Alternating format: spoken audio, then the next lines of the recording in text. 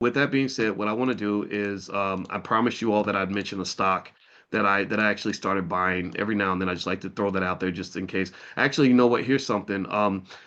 I've been buying the dip in crypto, and so I want to. I'll put something in the comments. This is a list of my favorite cryptos. So if I think crypto. I believe in buying this dip. I think the dip is gonna pay off. So if you're a crypto investor, there's my list of favorite cryptos, and I'll put it also in the description of this video as well, so you can see it there. And then also one more thing to mention is the 2026 Black Wealth Calendar is now available. So if you want to, you become a product of what you do on a daily basis. So if you'd like to get a calendar, it's called the Black Wealth Rebellion. I am definitely a rebel when it comes to wealth. I don't have time for BS. I don't believe in waiting around for solutions that don't work. I want things that are actually proven by science to actually be effective, and that's what I'm into. So here is a link if you want to go take a look at the Black Wealth Calendar and just decide if it's something that can help you and your family. I find that if you have the principles right around you all the time, working out your economic mind is like working a muscle in the gym.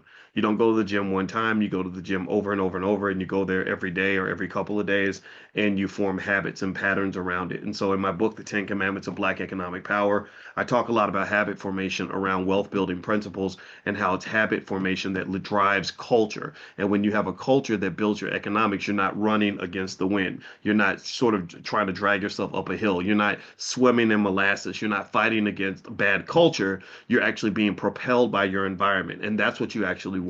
So, all of you that have the ability to shape your environment, my belief, my hope is that I can improve your confidence and your energy level so that when you run into these shiftless, lazy sons of bitches that don't want you to get ahead, you're going to outclass them. You're going to outfocus them. You're going to be so relentlessly committed to the betterment of you and your family and your life and killing the generational curses that they won't be able to stop you.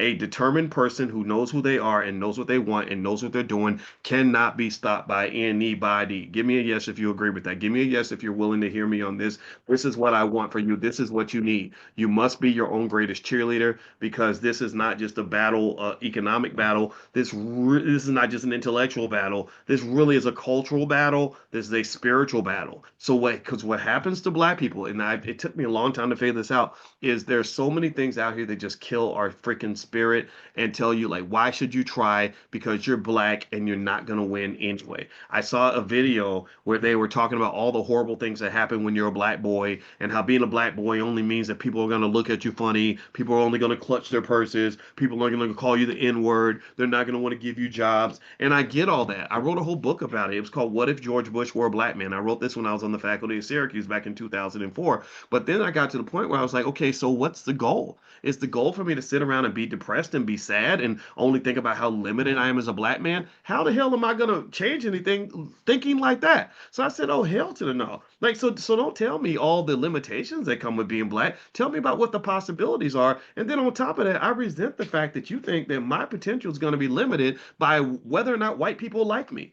I don't care if they clutch their purse. Clutch your damn purse. I'll clutch mine too. I ain't got a purse, but I'll clutch my wallet. Right? You don't like me? Okay, well I don't like you either. You don't want to be my friend? That's okay. I got friends. Right?